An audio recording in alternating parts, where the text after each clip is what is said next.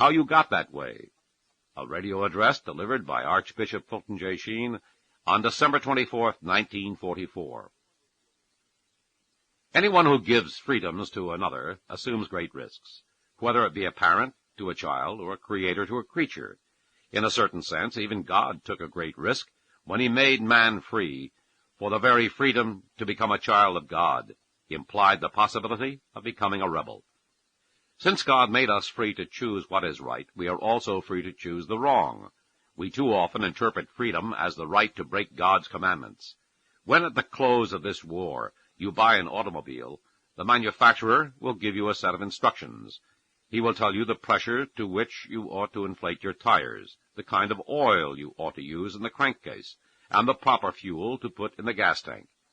Really, he has nothing against you because he gives you these instructions, as God had nothing against you in giving you commandments. The manufacturer wants to be helpful. He is anxious that you get the maximum utility out of your car.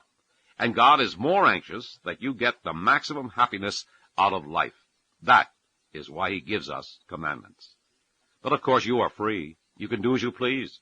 You ought to use gasoline in the tank, but you can put in Chanel No. 5. Now there is no doubt that it is nicer for your nostrils if you fill the tank with perfume rather than with gasoline, but the car simply will not run on smell No. 5. In like manner, we were made to run on the fuel of God's love and commandments, and we simply will not run on anything else. We just bog down. And that is what happened to human nature in the fall. God did not give man the frightening responsibilities of freedom without at the same time offering him incentives to choose right rather than wrong. God would not force his happiness on anyone. In almost so many words, God said to Adam and Eve at the very beginning of history, "As an inducement to choose what is best, I shall give you certain gifts. If you use your freedom in the direction of what is best for you, that is, for your perfection, I shall give you permanently the supernatural gift of sharing in my divine nature, that is, of being a child of God and an heir of heaven. To this I add permanently some lesser gifts. You will never die, your passions will never rebel against your reason, and your mind will be free from error. But to preserve these gifts for themselves and posterity, one condition was imposed on Adam and Eve by God, and it was very easy. They merely had to love God, who is their perfection.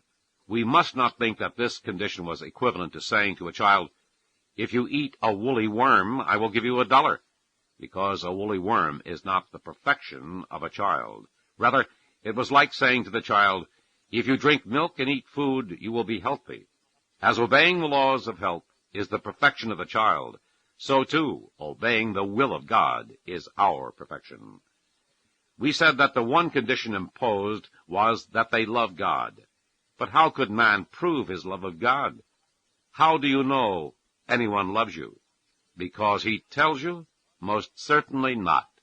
Love is proved only one way, by an act of choice, by choosing the one we love to something or somebody else.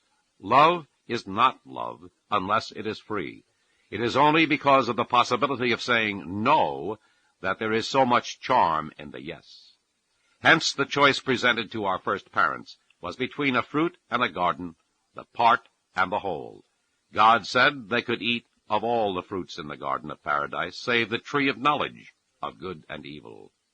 Was there anything unreasonable about the trial? Is not life filled with abundant instances of receiving rewards on the condition of love? Imagine a wealthy man going away for the summer and telling the chauffeur and his wife that they may live in his house, eat his food, drink his wine, use his car, and ride his horses, but on one condition, that they must not eat the artificial apple he has on the dining room table. The owner well knows the artificial apple will give them indigestion. He does not tell them that.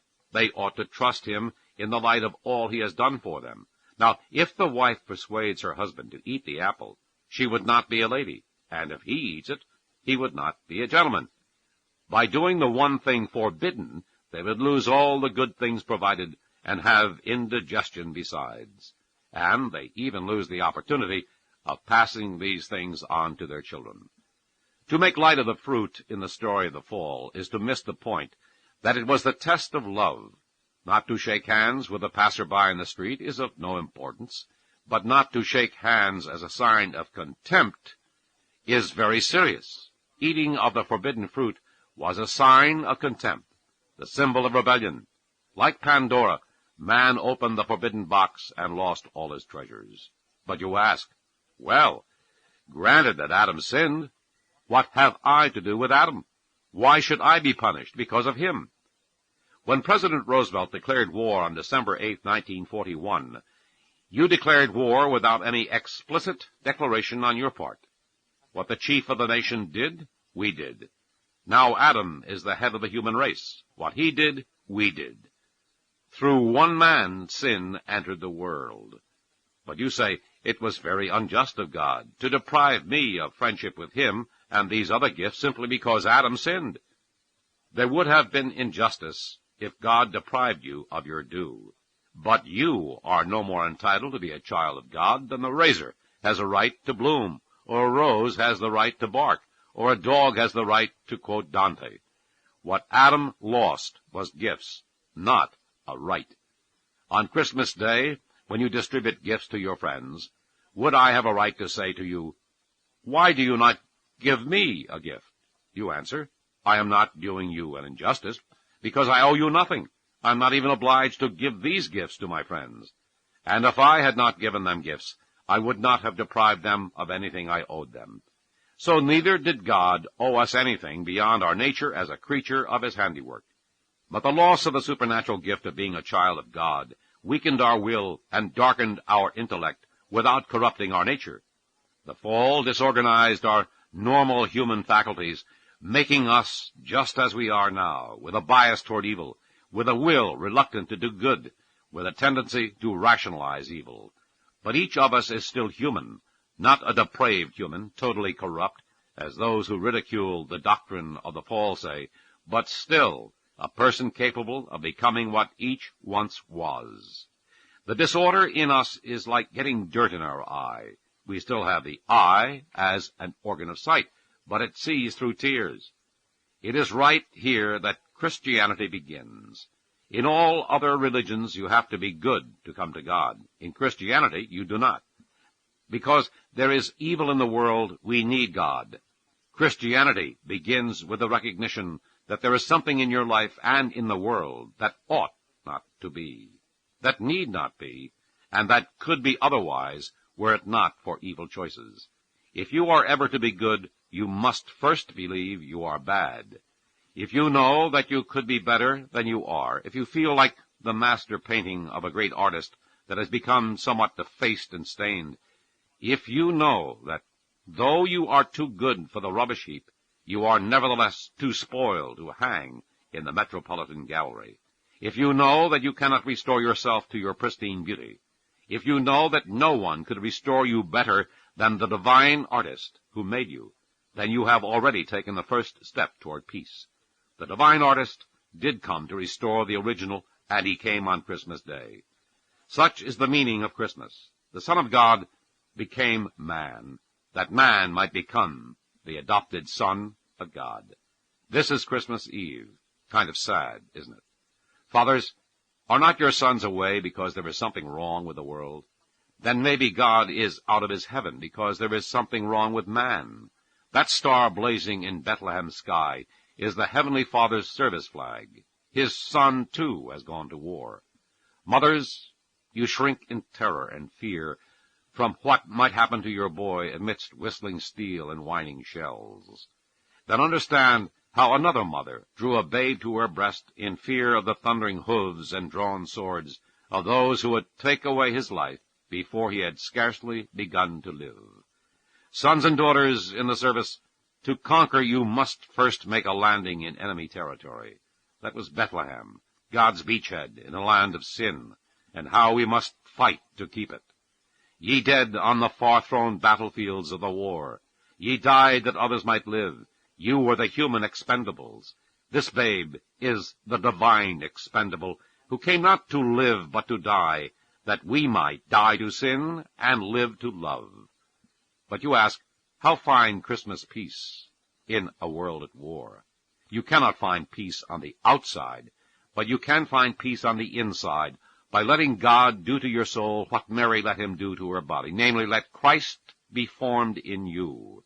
As she cooked the meals in her Nazarene home, as she nursed her aged cousin, as she drew water at the well, as she prepared the meals of the village carpenter, as she knitted the seamless garment, as she kneaded the dough and swept the floor, she was conscious that Christ was in her, that she was a living ciborium, a monstrance of the divine Eucharist, a gate of heaven through which a Creator would peer upon creation, a tower of ivory up whose chaste body he was to climb, to kiss upon her lips a mystic rose.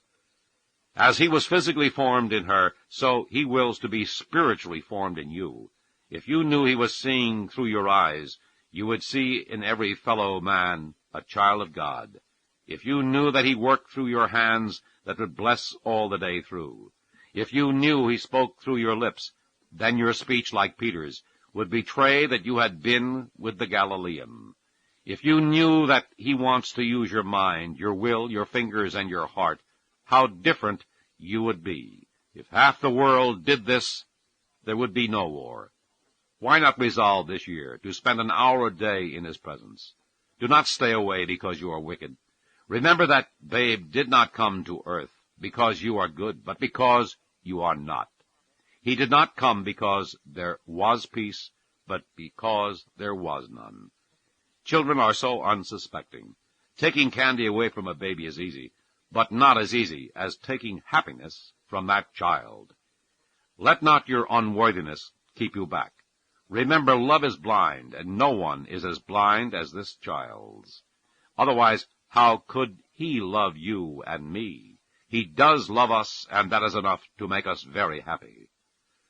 That is what I mean when, from a devoted heart, I say, Merry Christmas, friends.